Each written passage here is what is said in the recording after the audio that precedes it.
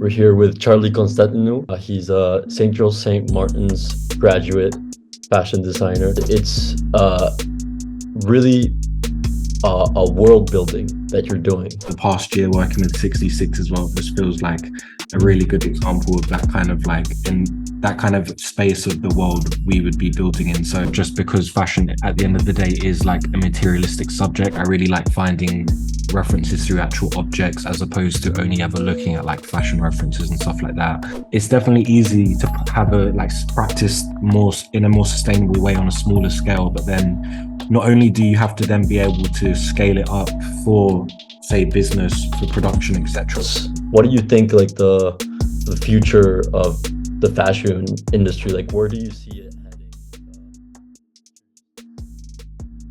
We're here with Charlie Constantinou.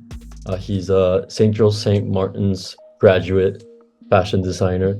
In 2022, he won the It's contest prize, and then this year for LVMH, he ended up being a semi-finalist. Is that right? Yeah. Well, you've been following the page since like, I don't know, Probably since like I started studying fashion, I guess, or maybe like, I don't know, when did I start my bachelor's? Probably like 2016 or something. Yeah. When did you actually start the page?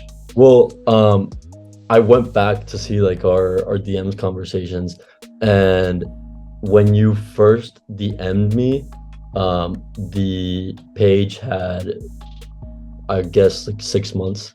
I started it December 2018, and I think you messaged me like halfway through 2019. Oh, okay, sure. Yeah, I must have been.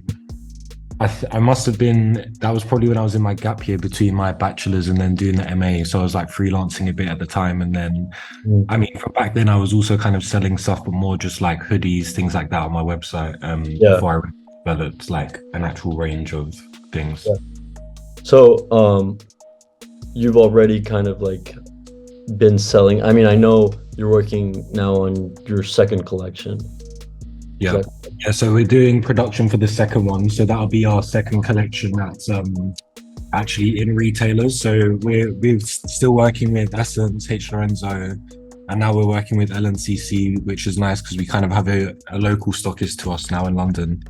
And then also working on software showroom for next season, which we're hoping to probably expand. But I think the rate everything's been going as well is kind of the pace I'm happy with it going with, because I think taking that massive jump from one season to another and suddenly taking on like 10, 20 stockists is just such a huge thing. And then it can even be a thing that ends up you having to then restructure like your whole business and how you manufacture and things like that. So I kind of want things to just grow at that like steady rate of maybe each season we can take on like another store or like another like type of stockist to work with. So I'm quite happy with like the rate that things are going. I feel like I first kind of came across your work when you were still at St. Martin's, I believe. And you were like basically putting out your graduate collection and all of this like aesthetic that you've pretty much already like kind of built. And I remember seeing this fabric that I don't know if you, I believe you like the quilt and stuff. Yeah, you made this fabric.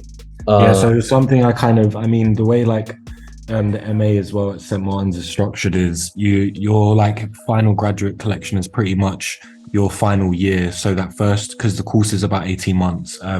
So that first year is usually kind of like a few like projects they've arranged, and then you get to actually start working properly on your kind of like own world once you start your pre-collection.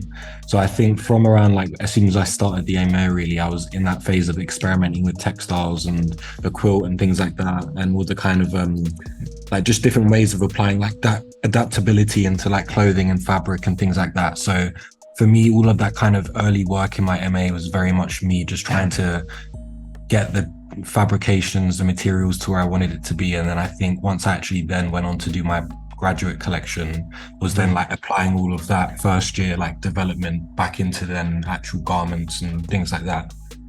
Nice. Yeah. Correct me if I'm wrong, but I believe this fabric you like made was inspired by a like this, well, way back I remember posting these like 1900s like seal parkas. Mm. uh, Yeah, so like a lot of that kind of tied into like the whole kind of research of like even that first collection kind of started from even before making it, where I was just in that like research phase for ages. And 100%. I mean, the quilt kind of it's kind of a result of that, but not directly like inspired by that. There's a lot of elements we kind of took from like I took from that kind of like Inuit, like how they produce their garments and like the textures. So it was kind of like looking into these really kind of very first examples in history of like how like practicality and functionality is actually applied to work. And I think those probably are some of the earliest examples because it's also some of the first ever like fully waterproof garments, and that's in a world where there is no Gore-Tex, no seam taping, Yeah, etc. So for me, that's kind of it wasn't necessarily trying to take anything from Inuit culture in a way like socially or anything, but more yeah, kind of just taking that same way of thinking of kind of forming practicality just from the materials around you. So in a way, we're in a world now where we have all of these kind of like technical materials and like different ways of applying that. So taking kind of that way of thinking, but then modernizing that with like instead of using animal skins, we're now using kind of like these waterproof nylons. And then instead of using furs, we're using fleece and things like that. So it's kind of just taking that original way of thinking and then like how do I then see that back. So the kind of how the quilt and all of those like textures started was just other ways of how can one thing kind of fit to everyone, or how can one thing be used in multiple ways. So the kind of like expanding and shrinking and stuff, it's just kind of forming that textile, and then there's so many different ways you can apply it back into fashion. So like in the backpack, in the clothes and things like that. 100%. Yeah, I mean, thinking back then, I mean, that was probably like super innovative to like take this like seal gut and it's like, okay, this is actually waterproof. This is functional. Yeah. Um, how would you, I guess, define innovation? Given that, like, what does innovation mean to you? I mean, I think there's a few ways you can look at it, but for me, really, it's kind of I can't, I wouldn't even say you can call it a thing of making something that's new, because obviously there's just so much out there, and it's not even just within modern fashion alone, but more so like I always kind of love looking back in like really old like history, even like ancient history, for like references and things like that. And you just always end up seeing so many things that are like hundreds of years old, but are actually now like really relevant to like modern referencing and things like that. So Yeah. I think for me, innovation now is just kind of finding something that can serve a purpose, but then also has like an actual meaning behind it. So rather than there's so much kind of like decorative stuff in fashion just because fashion at the end of the day is like a materialistic subject. But then at the same time, if you can produce things that actually have a meaning and have that kind of sense of longevity, that's what I kind of see as the most innovative thing. Because even if, you know, like not me or like any specific like existing brand right now is doing, like anyone working on stuff now might then be a reference like so many years later for then that next generation of thinking. So it's just more so like just continuing on that way that the next generation then sees that, and then someone else does something else with it, and it just continues to grow, really.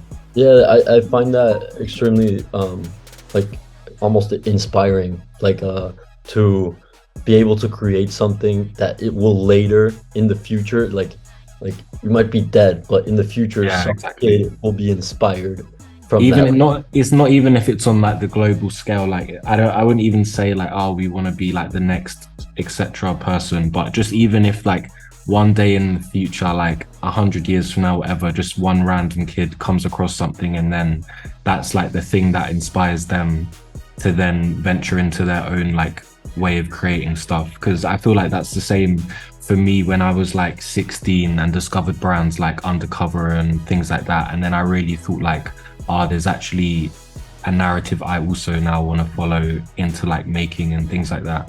100%. Yeah, it continues this I don't know, this conversation or timeline of what is fashion, I think it's great, but it also kind of divides into like, I see it becoming even more niche like as time progresses, Yeah. and I see that probably happening in the future more. It's like people creating in the future will be thinking like super niche and will be looking at something super niche to get inspired Mhm. from that. Yeah. Um, because I mean, in the sense of like fashion as a whole, yeah, Undercover's a great big brand, but it's still like kind of Yeah. niche. Yeah, Uh, of course.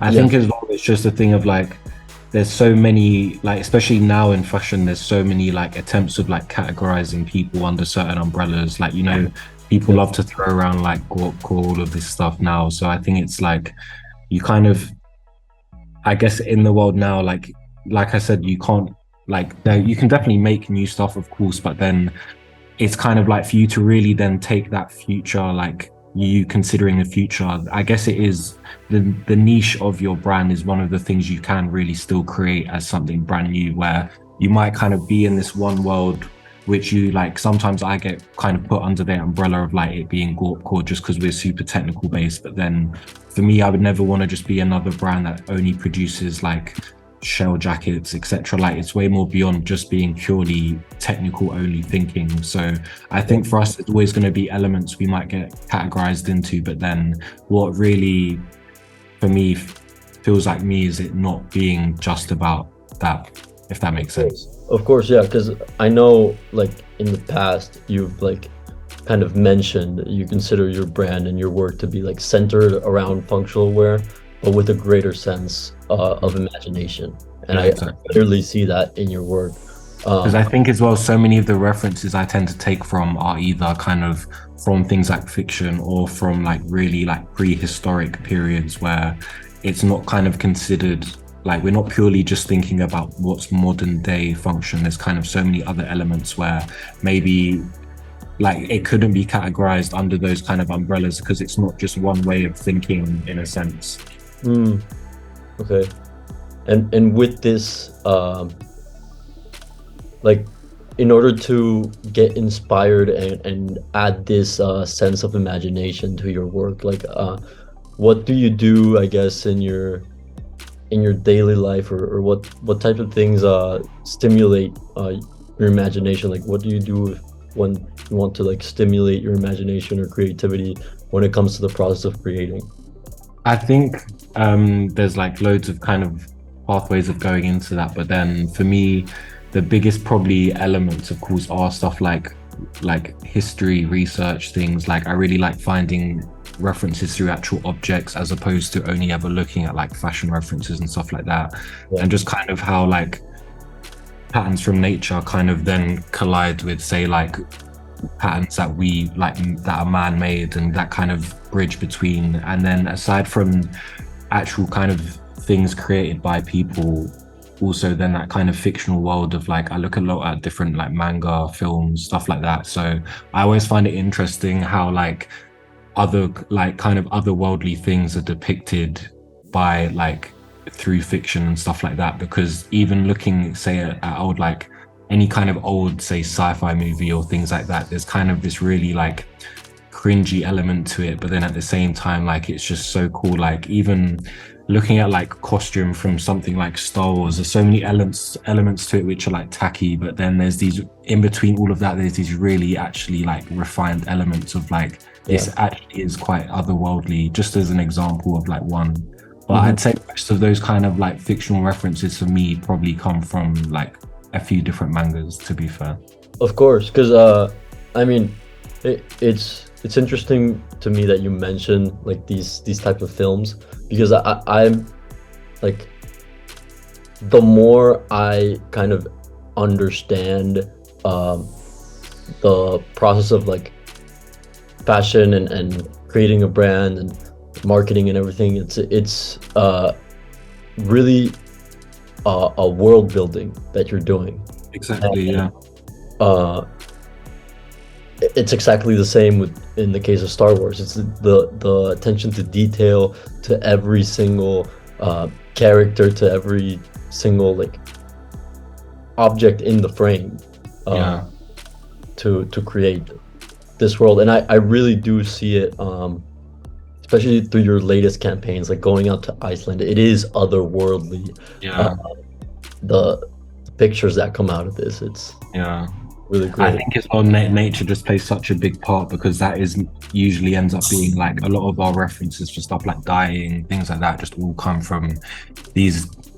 It's from nature, but then it's always from those elements of nature where it's such a like surreal thing that this is actually like this shade is actually just natural to like the earth. It's not like Yeah. no one's painted it or anything. So I think Iceland, especially since I've kind of been like back and forth a bit the past year working with 66 as well, this feels like a really good example of that kind of like in that kind of space of the world we would be building in. So even how I kind of see everything growing in terms of like doing another collection and then whatever comes after that, it's just more so world building for me rather than me doing another collection, because I don't necessarily feel this sense that every collection I produce has to have like this totally different narrative, has to be completely different from the last, but because there's always going to be that continuation in a way. But then for me, as long as it has some kind of organic growth where I don't of course want to just be repeating ideas or anything like that, but there's always going to be that element that like continues over, if that makes sense. Yeah, 100%. It's what people, because your brand isn't logo at all, but there is a certain element or aura to the pieces where you see it and you see the pictures and you're like, okay, I know that's Charlie Constantinou. Like there's a very specific look to it, and that has to like be continued throughout the collections. I think as well, just growing up in like my entry into fashion was defo through streetwear, like as a kid, like sneakers, streetwear, everything. So I kind of was always like, most of what I first saw before I really ventured into like discovering other things was like the t-shirt brands, all of that stuff. So for me, like when I started making clothes, I knew I wanted to get like totally away from that because I'd spent so many years like being immersed in that world, and I just felt so like bored of it only ever being like this way of thinking of that, to start a brand you have to find blanks and then you have to have like a cool graphic print to print on it and then that's it. But I just thought surely like this can't be it. Yeah. And no, I actually realized when I then started selling that like, like the actual significance of like actually doing stuff like t-shirts, because when you look at it from a pure business perspective, like I of course want all of my work to be like as accessible to like as many people. Like I want myself to be able to afford my work, like my friends to be able to wear my stuff. So I think when you then obviously go to the reality of starting a brand, like starting like production with factories, you realize like the actual cost of things. Like there's always going to be things that are expensive just because the cost is expensive. So I think when I realized like how important it is to actually have that range, so like even if someone can't afford to buy into like the most expensive item, they can at least buy into that world, even if it is through a t-shirt and stuff like that. So I think I kind of work backwards in the sense of having all of this kind of outerwear and then realizing like actually I should be still at least like selling t-shirts, even if that's never the main focus of the brand, because it's just a thing of anyone being able to at least get something from it to then be a part of that world. 100%. That's quite an interesting realization, because I do feel like there is that like stigma or like hate against selling just like t-shirts and hoodies, like a t-shirt hoodie brand, but you see a lot of people starting from that, the more you mention like earth and nature being like a source of inspiration, I'm like starting to realize like more and more, like even seeing like your tones behind you and everything of the clothes, it's like very earth tone type of colors. Have you ever looked into like doing natural dyes and stuff like this?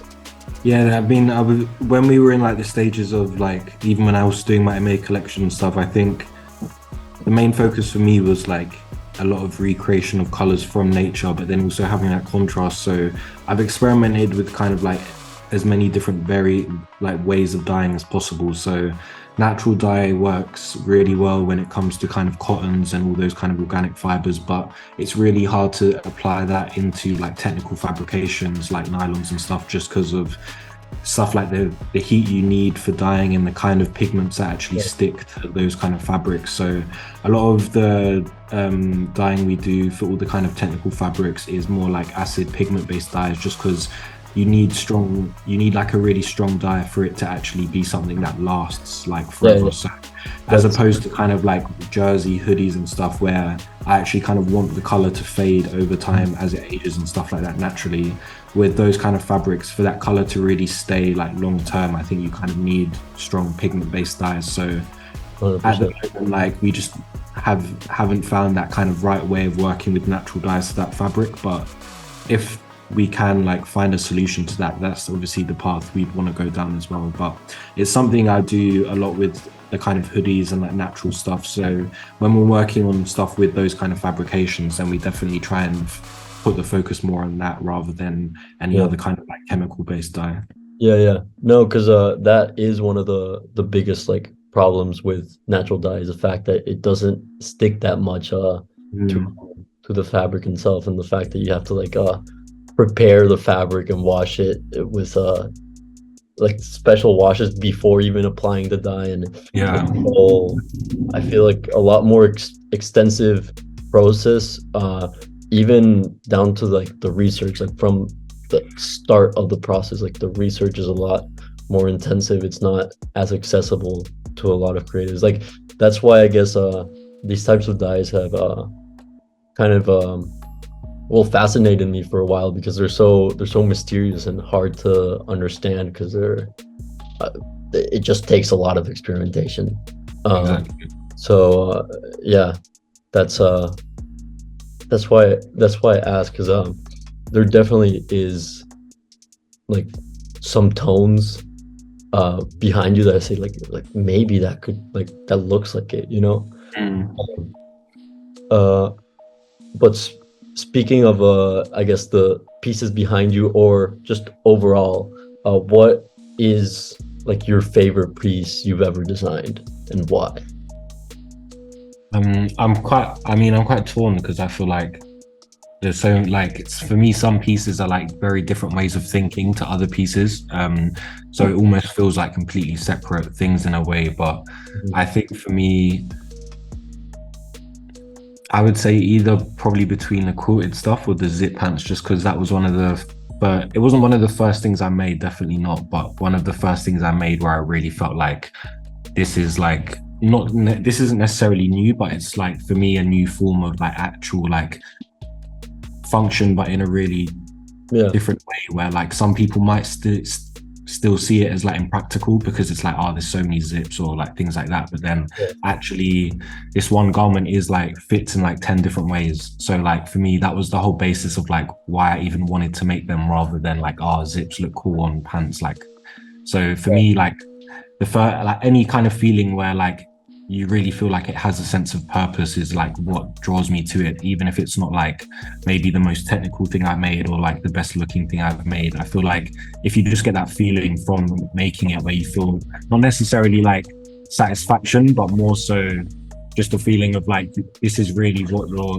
like you're seeing your like ideas manifest like physically, and it definitely feels satisfying, but I don't know what to label it as. yeah, yeah, definitely. And I know it's a hard question to answer, because it's like, oh, they're all my babies, you know, like Yeah, how do I exactly. pick one, you know? Yeah. but yeah, that's really cool. Those pants, I believe you like also made those for like the Levi's collaboration you did, right? Yeah, that was kind of probably one of the first variations of it. It was kind of an idea I already had on MA, and then Levi's kind of happened right in the middle of my MA between pre-collection to my actual graduate collection. Mhm. Um, so for me, like essentially how that happened in the first idea is how the idea first happened, sorry, was Mhm. we like everyone on the MA was able to apply for the project, and then you had to propose just like a single concept to Levi's, Mhm. and then they ended up taking on three of us. So it was me, my friend Junte, and then Yeah. my friend Pip as well. And for me, once I knew like they kind of gave me the green light to like, yeah, you can like, we really like this idea. You can like, we want it to be developed in more stuff. Then I really just applied that one way of thinking into like as many denim garments as I could. And then it kind of then just built a range of like, how do you apply that same adaptability to a trucker jacket or things like that? And then when I then went back into my own world of kind of like back into my like main line of work, doing my graduate collection, I then just kind of took that same concept, but then reapplied it back into like the fabrics I usually work with and things like that. So kind of have like these like nylon versions and then all of the denim. And I'm working on a bit more denim for like the next collection for June as well. Nice. Nice. That's interesting. Yeah. So, I mean, that's the only denim pieces I've ever seen from you was that Levi's thing. Yeah, I think for me as well, like I love denim, but it feels very, whenever I try and fit kind of denim into this world of like all of this stuff, it just feels very out of place. So I've wanted to do more denim ever since that kind of project finished, but for me I feel like it really needs to have its own separate body of work. So I'm kind of now doing a collection which is more of, I'm not kind of classing it as a season, but kind of in between seasons, which is just purely like organic fabrics only, so like denims, cottons and stuff. Wow. As kind of like, I guess more of a capsule you could call it, but it just, I feel like now is a good time to kind of break into something a bit different and then kind of then continue like a bigger body of work, which I'm trying to build towards like the end of the year, of actually being able to do like a really big collection, find some kind of way to do a show maybe. So we'll see what happens between now and like the end of the year, but yeah, that's exciting, man. A lot of work ahead. Yeah, definitely.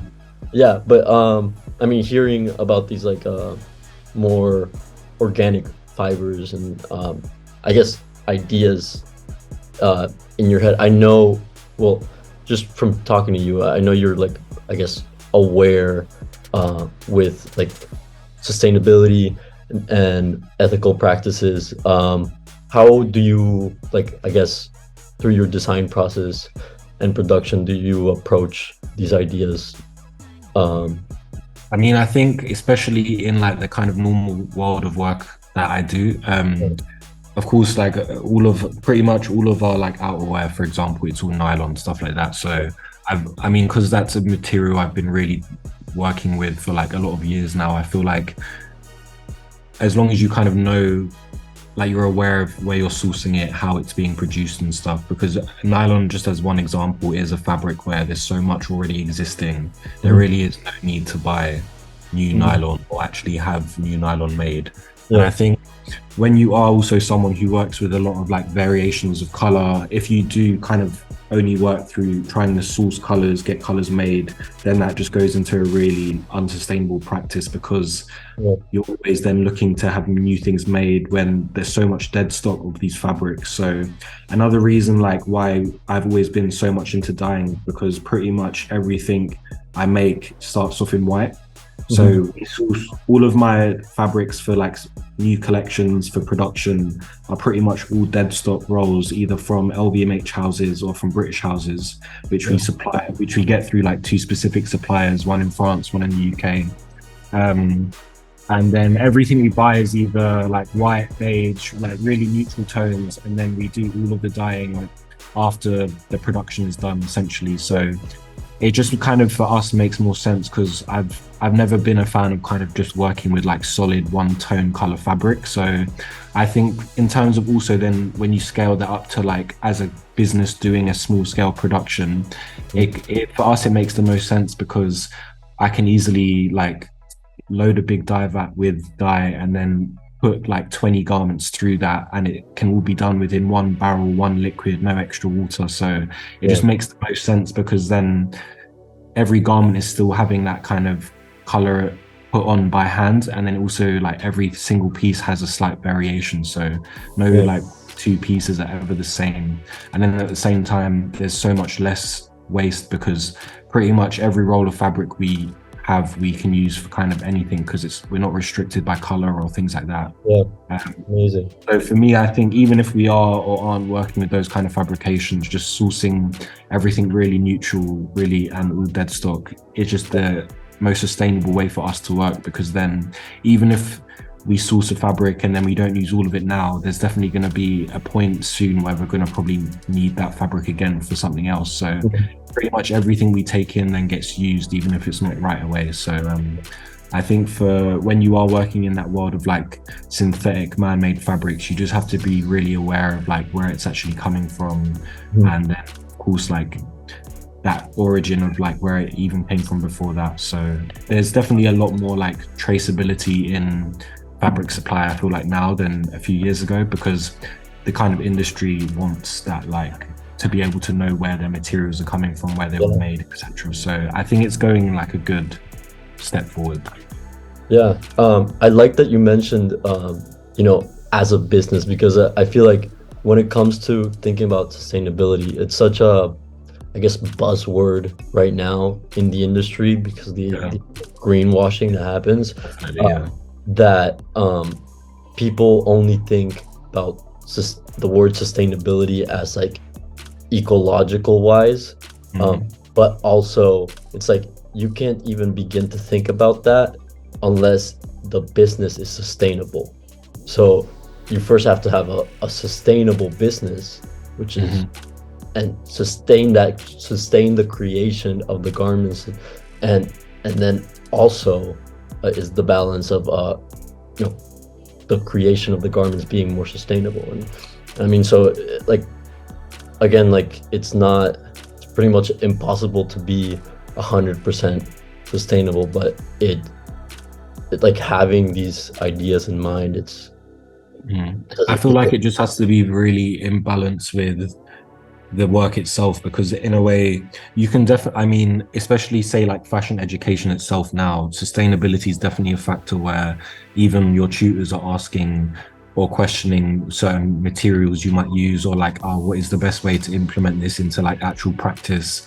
But then I think it's definitely easy to have a like practice more in a more sustainable way on a smaller scale, but then not only do you have to then be able to scale it up for, say, business, for production, etc., but then you have to scale it up in a way which doesn't then make you sacrifice your creativity itself, where you're then not doing certain things because, oh, it's not the most sustainable way. So I feel like you kind of have to align it with your practice so that you are doing things in the most sustainable way, but you're not then having to sacrifice like the design itself or like any certain way of working, because I feel like any kind of way of fashion design, there are alternatives for pretty much everything now, in that everything can be done sustainably. It's just more so knowing if you can do that on a bigger scale, essentially. 100%, yeah, because it's I guess easier to be sustainable at a smaller scale rather than a bigger one. Yeah, because I mean, at least how the industry was built, at the ready to wear, it's like, oh, it's one item and they're all identical, and we're just gonna mass produce a bunch of these items, and so you only have to take pictures of them once, and you only have to, but you know, if we want to make items from old fabrics, old clothing, or like upcycling or whatever, it's really like, oh, each item is unique. That's different now. Every item needs to get pictures, get campaign shots, get everything in it. That is also something to think about when it's like, oh, is this sustainable, like as a business? You know, so it's that finding that balance, but it's definitely changing the industry slowly. What do you think, like the future of the fashion industry, like where do you see it heading? Like curious to hear your thoughts on that. To be honest, I don't really know in a way, because I think like we're definitely heading in a way of like everyone being more aware of like the full scale of like what's behind the brand. So it used to be in a way of, say, like a brand puts out a collection, this is where it's made, that's it, no further questions. But now it's in a way of knowing like where it's made, like who are the people making it, etc. Like actually having kind of like traceability to your work from start to finish. Transparency. I think that's just kind of how the kind of infrastructure of production is going, which I think is a totally good thing. But then within like the rest of the industry itself, it's just kind of there's still so many elements even within like luxury fashion now where they've taken so much out of this like fast fashion way of thinking, where even like big brands now like Dior and things like that are just making all of these capsules and things just to make for the sake of selling, which I think is kind of them going backwards on themselves in a way. Because if we only do stuff for the sake of selling and like commerciality, it kind of then it's just a question of why are we doing it? Because of course I of course want to make money as a business and stuff, like make sales, work with stores, but then I would never want to be doing all of this purely for the sake of selling, making money, because then I think that's when things just get so restricted. So I think for me, like I see myself as a brand that makes very much wearable stuff, but then say if you are out of that kind of world, sometimes it can get very hard for people to then get back into that world of actually selling, making money as a brand. So I think the future of it is more so a balance of course you have all these super like niche ready to wear designers, which I kind of see myself a bit in that world, but then you have a lot more people coming out with stuff that's even more imaginative, and not all the time like wearability is the most considered thing. So I feel like that kind of balance between like super wearable stuff and then way more kind of imaginative like new stuff is kind of where it's heading. Yeah, 100%. Talking about this, like I guess transparency in terms of production, everything that's happening. What kind of does it like?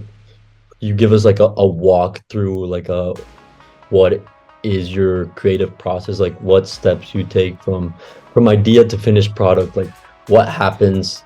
I know, I guess I'd imagine that different products can sometimes have different processes, but yeah, how does it usually start when creating a collection? Well, for me, even when it's something brand new, I do everything here. So we usually like I make it myself, or like if I have someone helping me out, we do everything here. And I think the majority of the stuff I make, I can like, because I've been working with this one factory which is local to me since I started doing like bigger scale production, because I also know them from like previous work and stuff like that. And I feel like because I'm now more in a space where I've got a good relationship with my manufacturer, I know I can give them stuff and they already are aware of how to construct it, how to make it and things like that. So from that side of sampling to then actual selling it, then producing it, I feel like is very natural for me now, because I know like I can give something to my factory and they'll be able to make it. But then when it comes to an actual new collection, there's always going to be things where anything textile related we still have full like control of, in the sense of we're making it from scratch and things like that. And then even up till now, all of the kind of quilt and any like textile pieces, even for production, we do it in-house here. So from the beginning I kind of thought like what is the best way to actually sell these pieces, where like a factory actually can't make it, or just say like a standard like garment production factory would struggle to make it. So since selling like my first season after MA, I kind of just balanced out things. So a lot of the products, say for a buyer, there's no minimums, they can buy like as big of a quantity they want, but then all of the quilt stuff, all of the kind of like really hand done jersey stuff, we've always restricted it to actually this is the maximum of what you can buy. So for it to stay to like the quality we want right now, it kind of like has to still be done in-house until we kind of have a whole separate like production running for like fabrics and stuff like that. So for me now, the most practical way and like most sustainable way of doing it is just always doing it ourselves, but just then of course in limited quantity, so it doesn't get too much of a like weight on top of everything else we're doing. 100%, because it is I guess a big balancing act of not only like creating pieces but also managing all the business sides and side of things, and yeah, it the communication side of things is also um media, creating content, everything. It's a lot. Yeah, uh, it's definitely a lot. given this experiences that you've had creating these past two collections and the collaborations you've done and the experience you have so far, what advice would you give to like the creatives listening right now that are aspiring to do something great? I think when it comes to especially you as a young designer working with bigger brands, you kind of just have to also be aware of what their expectation is and what your expectation is, because even working with 66 North has been like an amazing experience for me, and I'm super grateful that they were like at a stage where we were so like fresh out of university and stuff. They were willing to kind of really invest in giving me like actual creative direction, letting me take what I want to take from them, but then also bring things that they've not experienced before. So I think as long as you kind of go into something like an actual brand collaboration, knowing that you're both on that kind of mutual ground of like knowing like where things are going, then it's definitely super beneficial. And also for like a young brand, super helpful to then get that kind of like support from bigger brands where they can like fund projects like that, which are way more of like a new thing for them.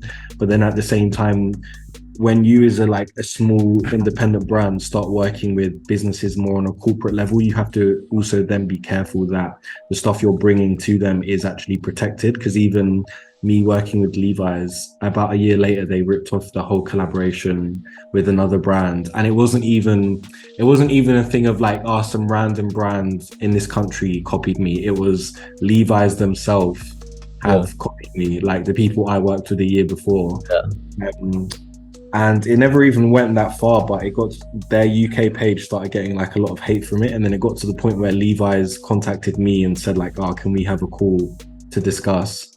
And then I got a call from their headquarters where they tried to give me this really like corporate generic, like, it's miscommunication, blah, blah, blah. And I just said, okay, forget it. Like any future collab is definitely off the table now. So I think just knowing like, especially for young brands now, I feel like a lot of these bigger brands, like even like with the LVMH houses, everything are looking for like what the next generation is going to bring. So I think when you kind of go onto the level of you working with a more bigger structured brand, is like knowing what you're bringing and then knowing that like that's done, like you're the one who brought that, not that another company can then just take that and then your ideas then get put out there without any credit to you. So I think just kind of like, I mean, I guess that's more of an actual business thing as opposed to purely creative fashion. But I think the more I get into like doing this also as a like an actual company and business and things like that, you just realize all these things where I never once would have thought about any of these things during my MA, or like I would have never once worried about like, how do I reproduce this while I was doing my MA collection? Because you're just in such a free like state of being able to make whatever you want. You don't realize until you actually apply it to like the business side of it, of what like the reality of it is. Because I feel like when you're in college, you're not really like thinking about like really like monetizing the whole project. It's really like, oh, this is pure creative. And I don't feel like you should have to, but I feel like it's just that step you realize after, when you then step out into the industry, like as a company, etc. So I think it's just that balance of knowing, but then at the same time, it can also dull your creativity so much if you only purely think about business. So it's just really like finding that balance of like the reality, but then also of like why you're actually doing it in the first place. 100%. It's a balance that I see a lot of designers that don't end up making it, is that they weren't able to find that balance. And hearing that thing about Levi's, man, I mean, it sucks to hear that, but I've seen it also even with like for example like Converse and Nike. Like I don't know if you saw like the J.W. Anderson. That's a good example as well. They just redo it without your name attached to it. Crazy. They absolutely just ripped it off, no shame, and they they made so much money off of that. I mean, I saw so many white girls Yeah, wearing it's crazy. Converse. Yeah, I see them everywhere as well now. Yeah, yeah. Still. But yeah, I wonder what he thinks about it, because he's probably through a contract, like legally obliged to like give Yeah, off. the thing is, a lot of those bigger brands, usually it is the case, like contractually, where what you actually are making to them, you're technically selling to them. Mhm. So in a way, they kind of own it. So Yeah, I think when it comes to like, especially you making something really unique, maybe it's a bit different from the JW example, but definitely that's an example of like someone taking a design, them just remaking it without the other person's name on it.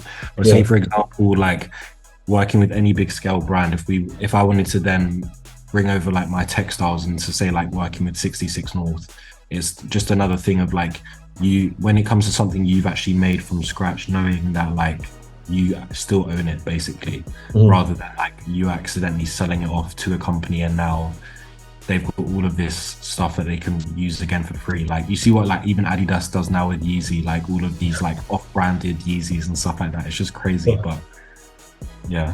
Yeah. I mean, it's hard to, it's sometimes like sad to see, but it it is that very much thinking so much from a business standpoint, like, oh yeah, this is monetizable, we're gonna monetize it as much as we can, which is Yeah. like, that is still not on that balance of like creativity and then the business side. It is hard to really find that balance and maintain it.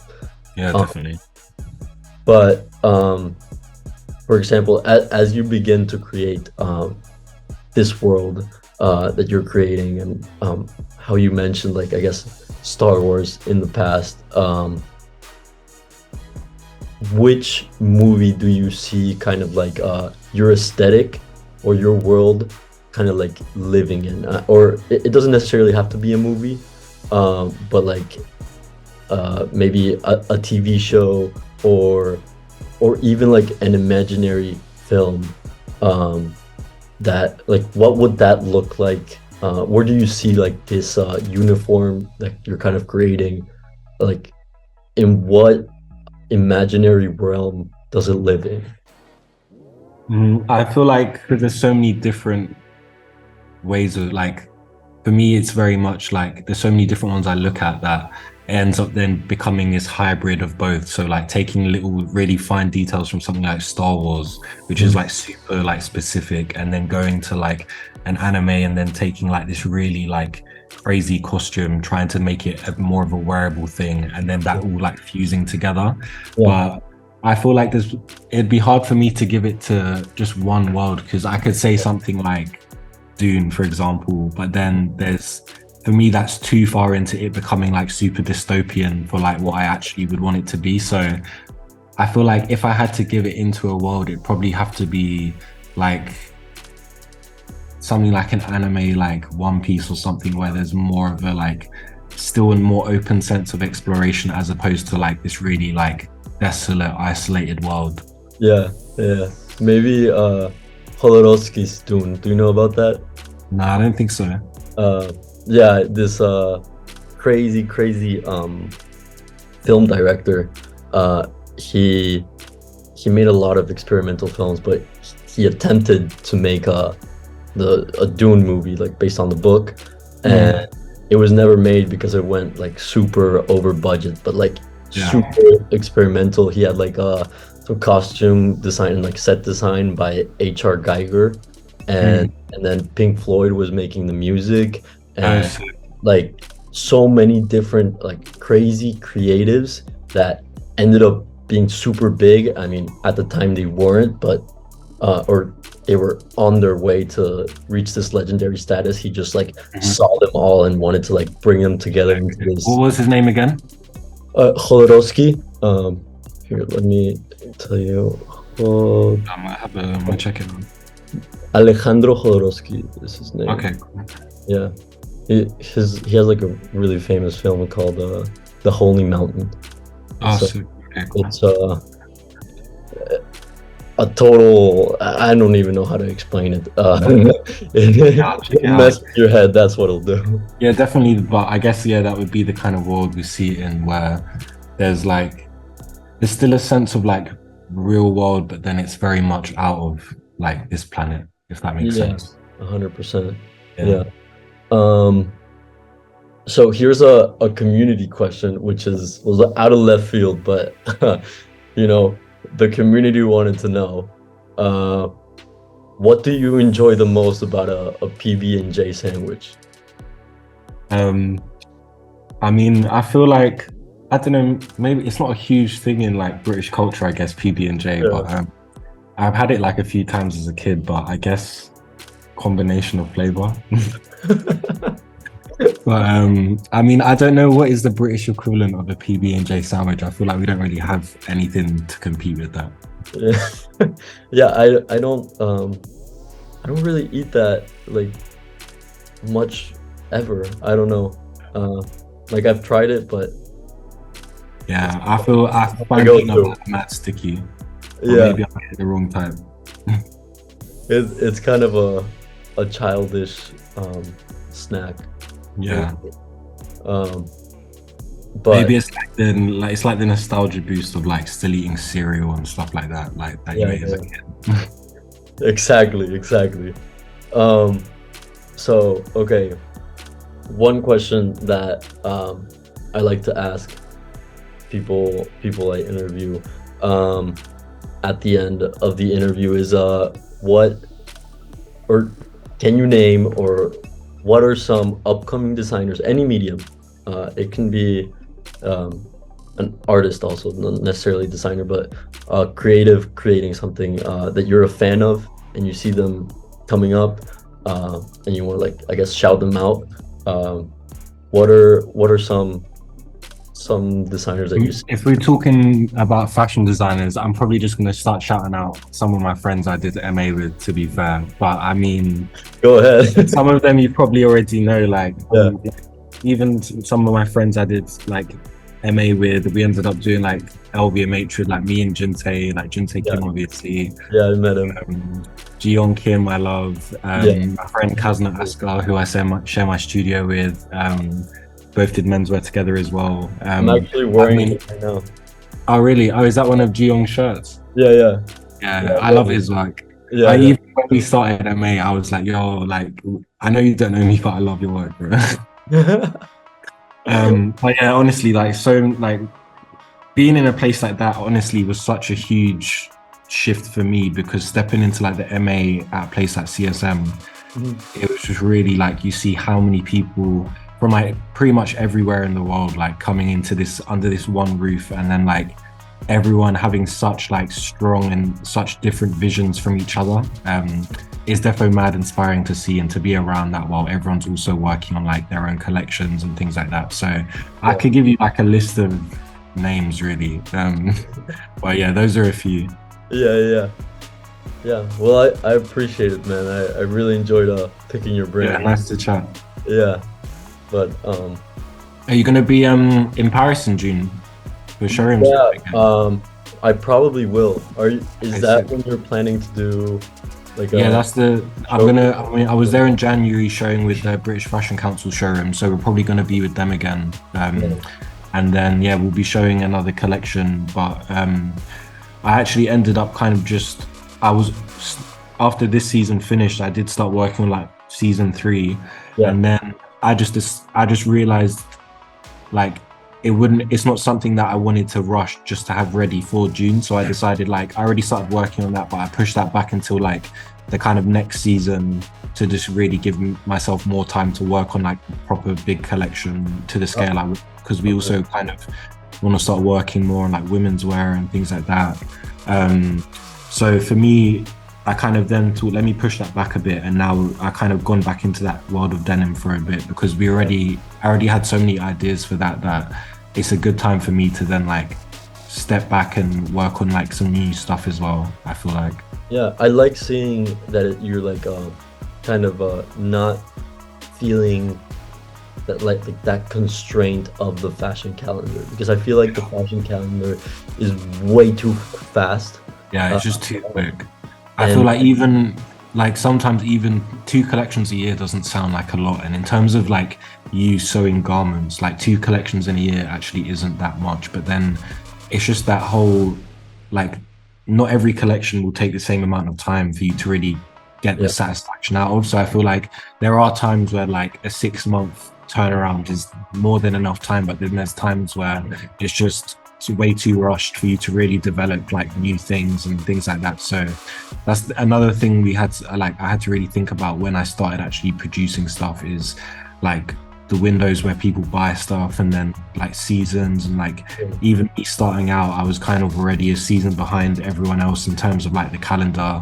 But I think like because the focus for me really isn't based off a single season or like something like that, I don't feel this need that we have to have stuff ready for a season. Like I think I definitely want to kind of also be in that window of like going over to Paris, doing showrooms and stuff when everyone else is out there, etc. But then I wouldn't, if I started working in a collection and I knew it wouldn't be ready in time, I think I'd rather not show it than show it just for the sake of it. So that's another thing that I kind of don't want to have to like sacrifice just for the sake of like fitting to the calendar. So for me, like, yeah, that's not the priority. Yeah, and that's a lot more sustainable actually, because Yeah, definitely. yeah, it's way too quick, and I see it like, I mean, people don't know this, but like, or at least I've heard, I'm pretty sure that every week uh of the year, it's like fashion week somewhere in the world. Pretty So much, I yeah. think the amount of collections that are being pumped out, and just on top of that, some brands even do like pre-collections Yeah, and resort, all of that stuff. yeah, yeah, yeah. Yeah, Um, it's when you even on a bigger scale, like some brands are still doing like 6 collections a year. Like that is just crazy to me to think that like I know obviously on that scale they're like whole teams of people, but even what is the need to put out 6 collections a year every single year? It's just so like unnecessary, really. yeah, yeah. But you know, it's different mentalities, I guess. But I mean, Yeah, I find that I find that a lot better. I mean, I don't recently. Um, I mean, I know fear of God has gotten like a lot of hate, but what I saw recently that I was like, okay, I can really respect that, is the fact that Jerry waited 10 years just to like yeah. do his first fashion show, just because he was like, oh, I'm doing it right. And it's the same mentality with the Mm, collection. It's like, oh, it's not ready for the fashion calendar, I'm not releasing it. In those 10 years, yeah, he's only released 8 collections. yeah, it's true. Crazy to think about, like Yeah. for I for think when you grow up, like brands. especially when you grow up now in fashion, you really don't like have that realization that all of these people that are now so established Mhm. didn't necessarily just like one day wake up and suddenly they're showing every 6 months. Like even like Rick Owens didn't have his first show till he was 40. Yeah, Like that's such a like you would never think that looking at Rick Owens now that yeah, he only started having shows at Fashion Week, etc., when he was 40, because we've all pretty much grown up in a world of only knowing him already up in that position. So I feel like until you see like the younger brands like from start to finish going from like the very beginning up until that point, you don't realize like how long it actually takes to not to do it for the sake of just like being on a calendar, but to do it also when it feels like it's the right time to do it. Because even for me, I love to have a show like next year, but then if mhm, it's not the time and it's just not the right thing, then it's just never something, especially like for your first ever actual show, it's not something that should be rushed. yeah, yeah, yeah, definitely. I completely agree with that. But I hope to see you out there in Paris. Yeah, Any yeah, definitely. Let me know when you're around. Yeah, yeah, I guess it's like 20th to 25th or something like that. yeah, something like that. Yeah, Yeah, I mean, I haven't really planned that at all, so yeah. might I even mean, let's hope we have a finished collection to show, then I'll definitely be there. yeah, yeah, yeah, for sure, man. All right. Well, it was a pleasure. Um, thank you for being here. Anytime, anytime. If you need like any visual stuff or anything, just let me know.